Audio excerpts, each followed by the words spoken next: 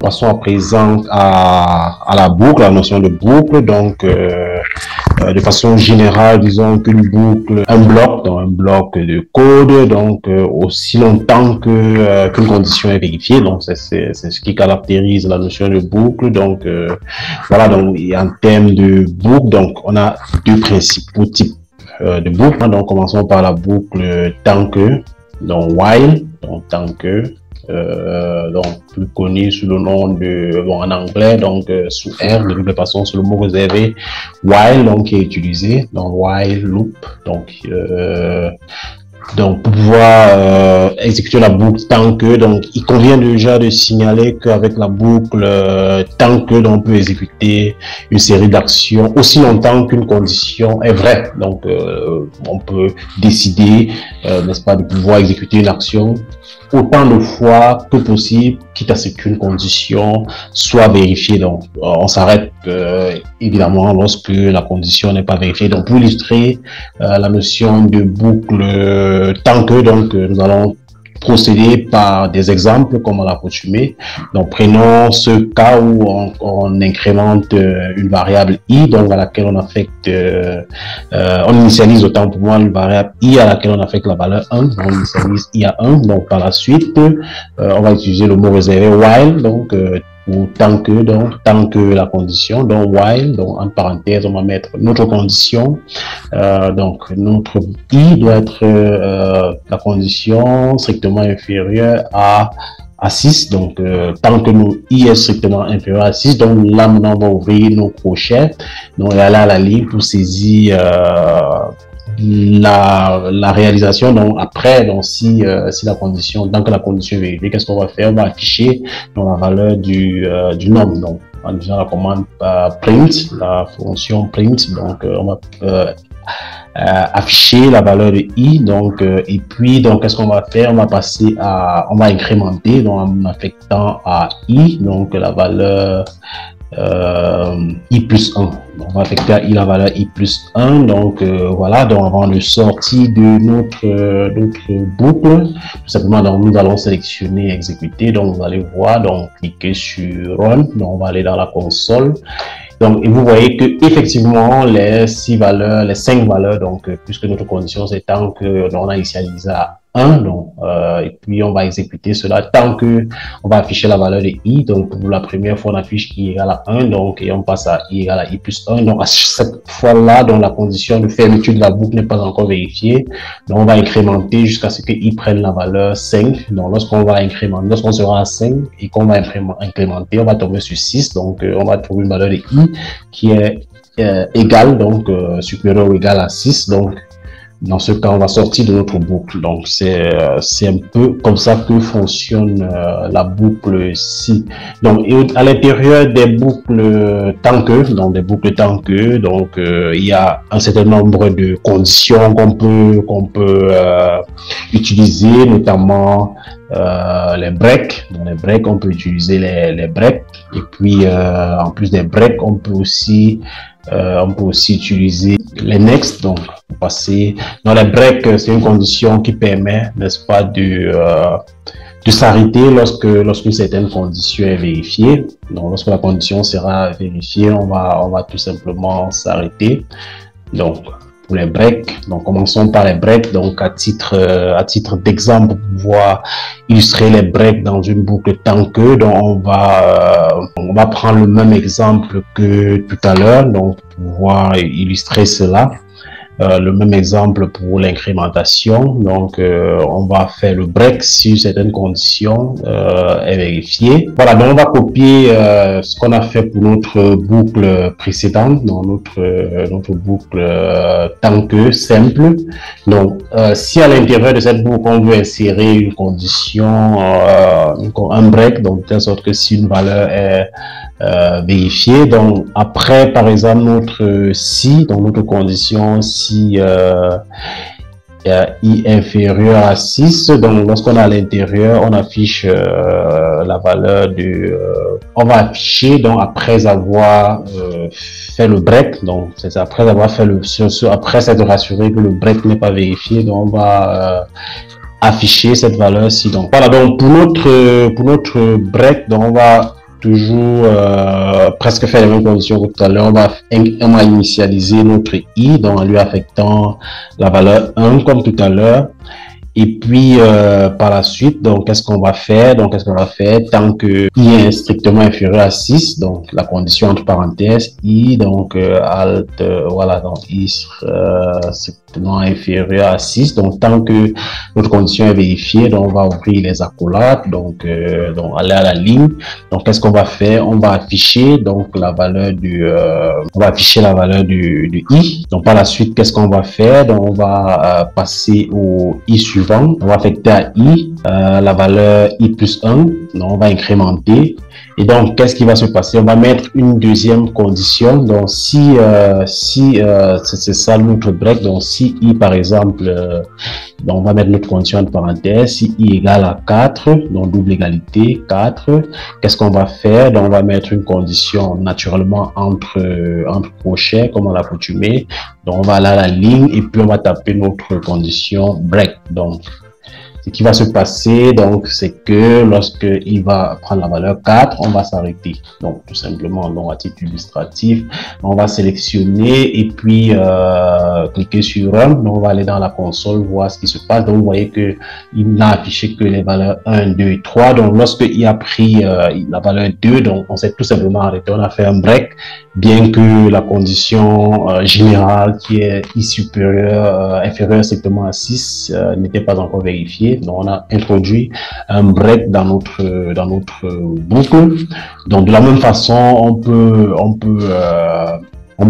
insérer une autre condition, un next, donc de telle sorte que si on prend une certaine valeur, donc on passe à la condition suivante. Donc, ce qui va se passer naturellement, c'est que la valeur concernée par le next ne sera pas tout simplement affichée. Donc, on va copier notre code précédent, donc pour le break, on va juste copier et puis coller. Donc, ici dans le next, donc au niveau de la condition, donc on va, à défaut de mettre next, donc qu'est-ce qu'on va faire? À défaut de mettre next, à défaut de mettre break, donc on va tout simplement mettre next. Donc, on peut changer par exemple la condition ici par i égale à 3. Donc, si i égale à 3, donc qu'est-ce qu'on va faire? On va passer tout simplement au suivant. Donc, ce qui va se passer, au résultat, c'est qu'il va afficher toutes les valeurs donc, dans cet intervalle, excepté la valeur i égale à 3. Donc, on va exécuter, donc run. Et puis, dans la console, vous voyez qu'effectivement, il a affiché toutes les valeurs. Donc, la différence ici, en fait, c'est que normalement, on doit afficher, donc pour que notre next marche normalement, il faut qu'on affiche la valeur après être sorti de notre condition, donc à l'extérieur de notre condition. Donc, sinon la valeur de 3 va s'afficher, la valeur 3 va s'afficher. Donc, pour que ça puisse marcher, notre condition next, donc il est important de mettre notre print, donc notre affichage après. Donc, affiche la valeur du nombre après être sorti de notre boucle. Donc, on va sélectionner, exécuter, et donc dans la console, vous pouvez donc constater qu'il a affiché toutes les valeurs excepté la valeur 3. Donc la valeur 3. Donc évidemment la valeur 1 également ne sera pas affichée. Donc à défaut de mettre un print juste au début là, donc juste à défaut de mettre un print i, donc voilà, donc ici, pour que la valeur 1 puisse être affichée, donc il faut qu'on commence à 0. Donc pour qu'il affiche toutes les valeurs, puisque l'affichage se fait après incrémentation. Donc il faut bien pouvoir tenir compte de cela, mettre initialisé à 0. Donc si on exécute, donc vous verrez donc que là maintenant, il va afficher toutes les valeurs de 1 à 6, donc jusqu'à excepter la valeur 3. Donc, alors, passons maintenant à la boucle for, dans la boucle pour, autant pour moi, dans la boucle pour, donc qui est similaire à la boucle tant que, donc à la différence que dans la boucle pour, on utilise une itération dans une suite, donc dans une suite de nombres, donc on va itérer, donc on va faire des itérations jusqu'à ce que on parcourt toute la série, donc toute la suite de nombres. Donc, à titre d'exemple, comme à l'accoutumée, on va prendre, par exemple, on va utiliser la condition for dans le for, donc on a déjà eu à utiliser par le passé, donc for x, donc dans le in, donc on dit pour i allant de 1, donc 2 points jusqu'à 10. Donc qu'est-ce qu'on va faire? Donc on va sortir de notre parenthèse, ouvrir les accolades. Donc qu'est-ce qu'on va faire? Là, la ligne, on va tout simplement afficher la valeur de x, tout simplement. Donc ça c'est la boucle pour, donc on va le faire donc pour i allant de 1 à 10. Donc vous voyez qu'il a affiché effectivement les nombres allant de 1 jusqu'à 10. Donc voilà, donc ça peut se faire pour une suite de nombres, donc, mais on peut également l'appliquer à une liste. Donc on va voir les listes beaucoup plus en avant. Donc si on affecte par exemple à notre liste fruits, donc on lui affecte la valeur liste, donc on va créer une liste d'alphanumérique. Donc le premier élément de notre liste va par exemple s'appeler pomme, donc on va l'appeler pomme, virgule. Donc le deuxième élément de notre liste, comment est-ce qu'on va l'appeler? On va l'appeler par exemple banane, banane. Donc par la suite, le troisième élément de notre liste, on va l'appeler par exemple cerise. Voilà, donc on a la pomme, voilà. Donc qu'est-ce qu'on va faire? Donc par la suite, on va à notre liste demander d'afficher toutes les valeurs de notre liste qu'on vient de créer. Donc on va utiliser en plus on va utiliser la boucle si, donc pour x allant de, donc on va utiliser la même formule x in list. Donc comme l'autre liste s'appelle comment? Elle s'appelle fruit, donc on vient de créer pour liste pour x in fruit.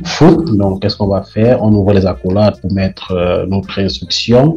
L'instruction, bien évidemment, c'est que on affiche la valeur de x. Donc si x appartient à la liste, donc voilà, donc on va sélectionner, donc exécuter. Donc par la suite dans la console, vous voyez qu'effectivement la liste affichée dans les différents noms, pommes, bananes, cerises.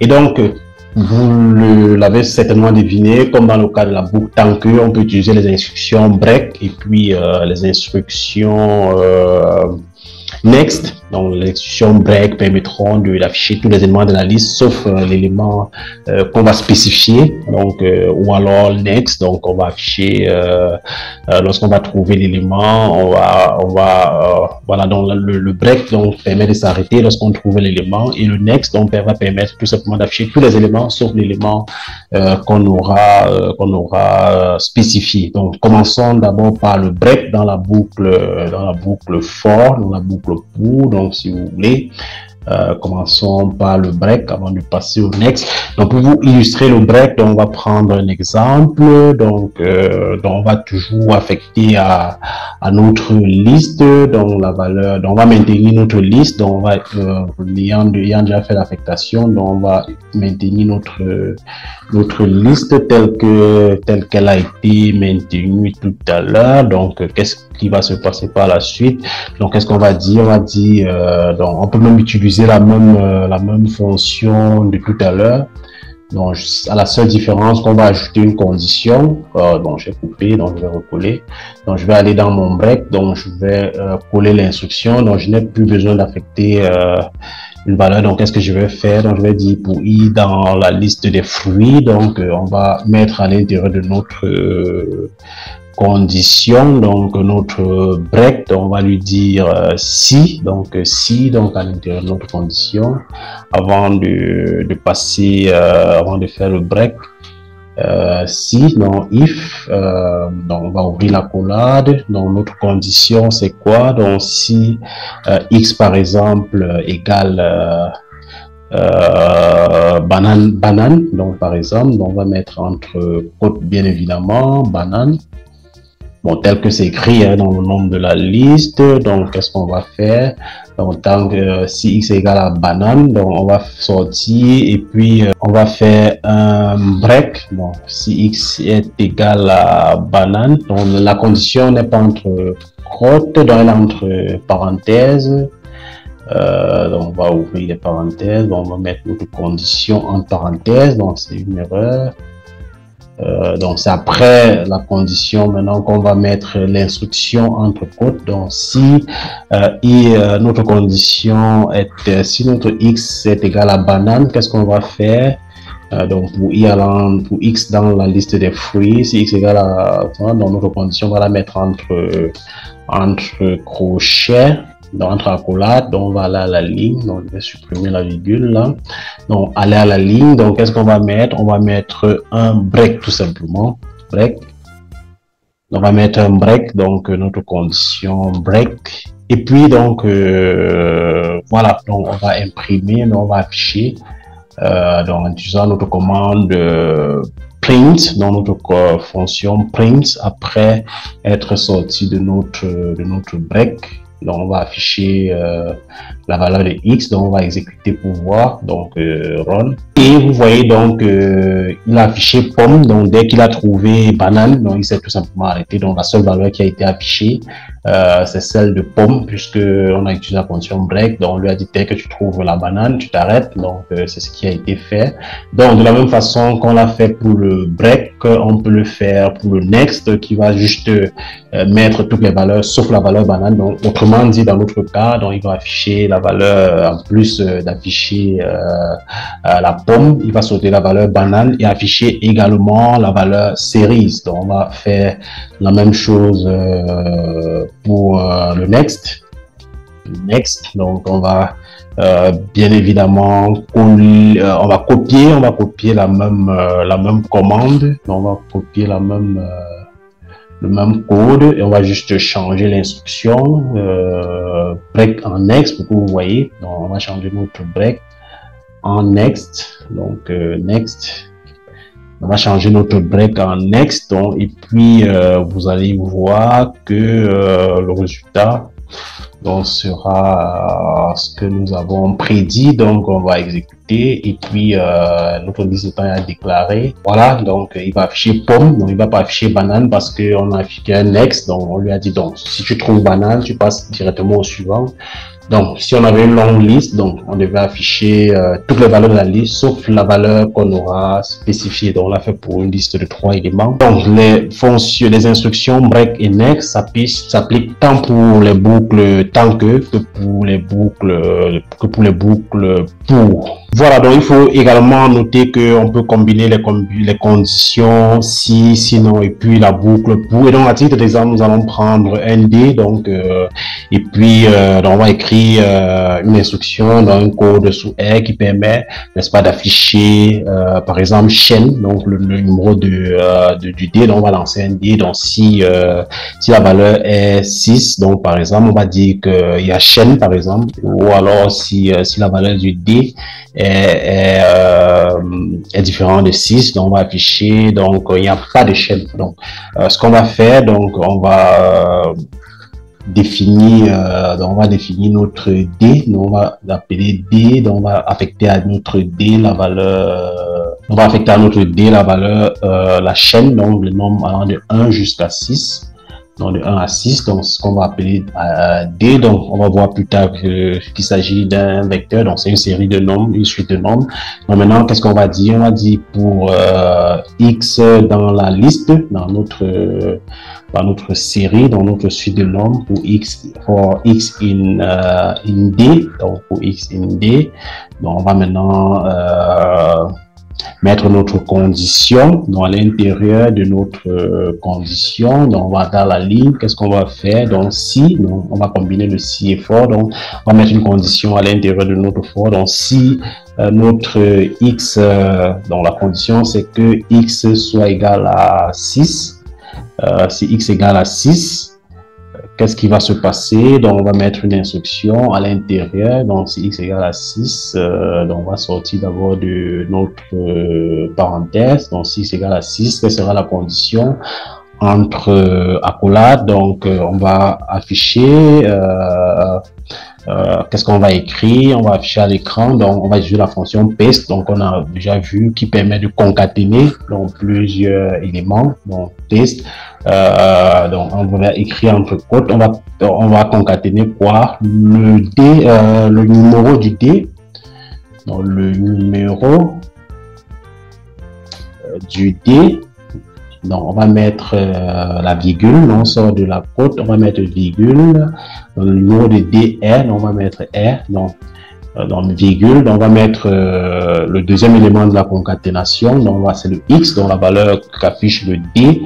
Donc, et puis virgule, on va mettre chaîne. Donc, chaîne, si par exemple c'est 6, donc on va mettre chaîne.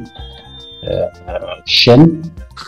Voilà, c'est ça. Donc, si c'est égal à X, à 6, donc on va dire que le numéro de D est 6, donc chaîne. Donc, sinon, qu'est-ce qu'on va faire? Donc, else. Donc, sinon, qu'est-ce qu'on va faire? Donc, on va mettre la condition à l'intérieur de nos accolades. Donc, sinon, à la ligne, on va plutôt afficher donc print. Donc, on va également utiliser la fonction paste donc pour concaténer. Paste, qu'est-ce qu'on va faire? Donc, on va paste le D, donc le numéro du D est donc on sort de la côte. Le deuxième élément de la à concaténer c'est X virgule. Donc, le troisième année, donc ça doit être entre côtes, donc chaîne, plus haut là. Donc, ici également, on va mettre entre côtes, pas de chaîne. Voilà, donc on va par exemple affecter à notre X au départ. Donc, puisque pour que notre code marche, il faut qu'on affecte à X une certaine valeur.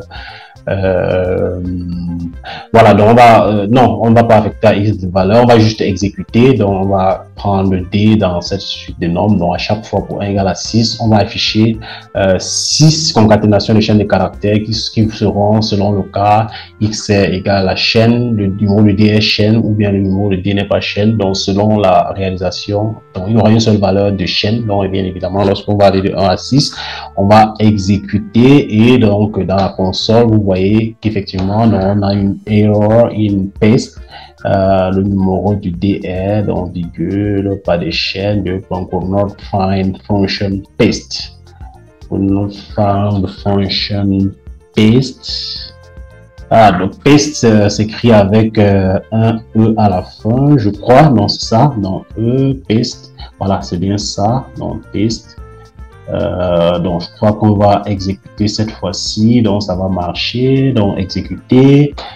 Donc, vous voyez qu'effectivement, on a affiché les 6 cas possibles. Donc, le numéro du D est 1, pas de chaîne. Le numéro de D est 2, pas de chaîne. 3, 4, 5, pas de chaîne. Donc, lorsqu'on a 6, donc chaîne. Donc, vous voyez que voilà, donc notre instruction donc, qui permet d'afficher si on a chaîne ou pas. Donc, en fonction du numéro que le D donne.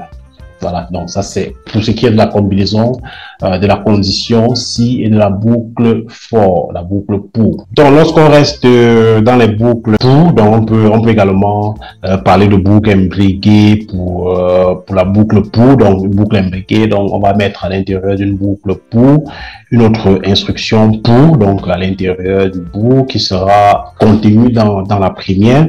Donc on va également illustrer comme d'habitude par un exemple donc cette notion de boucle for imbriqué. Donc comment est-ce que ça se passe? Donc on va prendre à titre d'exemple, donc on va permettre d'afficher des adjectifs de chacun des fruits donc qui sont dans la liste, dans les adjectifs. Donc je prends par exemple une liste d'adjectifs, par exemple rouge, grand, délicieux. Donc on va mettre dans la liste, c'est ça la liste des adjectifs. Donc on va mettre dans la liste des fruits. Qu'est-ce qu'on va mettre dans la liste des fruits? On va mettre par exemple ananas, banane et puis cerise. Donc et puis on va dire pour on va écrire un code qui, étant donné la liste des adjectifs, va associer associé à l'adjectif chacun des fruits. Donc, on va voir, donc, pour illustrer la boucle imbriquée, donc, on va affecter à la liste des adjectifs. Donc, ADJ, donc, on va sous-entendre que c'est adjectif. Donc, on va affecter ADJ dans la liste. Bon, une des listes qu'on a déjà eu à utiliser, mais donc on va prendre rouge, donc rouge dans la liste, rouge comme premier élément de la liste des adjectifs. Donc, le deuxième élément, c'est grand, toujours entre côtes, grand. Par la suite, qu'est-ce qu'on va mettre dans notre liste? On va mettre dans notre liste series. On va mettre dans notre liste series. Donc, par la suite, qu'est-ce qu'on va faire? Donc, on va affecter à notre liste de fruits. Donc, qu'est-ce qu'on va mettre dans notre liste de fruits? On va mettre dans notre liste de fruits. Donc, on va également créer une nouvelle liste. Donc, on a créé la liste de fruits, mais bon, donc c'est la même liste qu'on a créée plus haut là. Donc, notre liste de fruits, donc la voici, donc la liste pomme, banane, cerise, donc on va la réutiliser là. Voilà, donc on a notre liste de fruits, notre liste d'adjectifs qui est là. Donc, on va utiliser notre boucle pour. Donc, qu'est-ce qu'on va dire? Donc, pour notre x, valeur de x, notre variable x dans la liste des fruits, dans la liste des adjectifs, autant pour moi. Donc, qu'est-ce qu'on va faire? Donc, lorsqu'on est à l'intérieur de la liste des adjectifs, on va mettre l'instruction donc entre accolades. Donc, à l'intérieur de cette boucle, on va mettre une autre boucle. Donc, étant donné l'adjectif, lorsqu'on va choisir l'adjectif, on va maintenant parcourir la liste des fruits. Donc, par la suite, donc pour y, fruits, dans la liste des fruits qu'on vient de créer. Donc, qu'est-ce qu'on va faire? Donc, on va maintenant mettre une instruction qui est cette fois-ci à l'intérieur d'une boucle, d'une instruction. On va afficher, donc, en utilisant la fonction print, on va afficher quoi? Y. On va utiliser une fois de plus la fonction paste, donc pour concaténer. Donc, on va concaténer quoi? Donc, on va concaténer x, virgule y. Donc, x virgule y, on va concaténer l'adjectif et puis le fruit. Donc, vous allez voir qu'il va afficher tous ces différents éléments là. Donc, on va sélectionner toutes les combinaisons possibles d'adjectifs et de fruits. Donc, on va sélectionner, exécuter. Et donc, vous voyez bien dans la console qu'on a rouge pomme,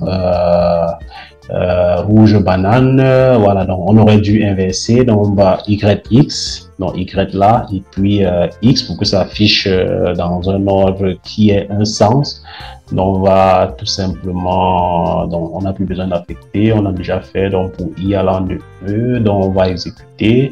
Donc, qu'est-ce qui va s'afficher? Donc, il va s'afficher à l'écran, pomme rouge, banane rouge, cerise rouge, pomme grand. Donc, il y a également l'adjectif grand, donc il y a le rouge, il y a le grand, et puis la cerise. Ok, donc c'est bon, donc voilà, donc c'est le résultat.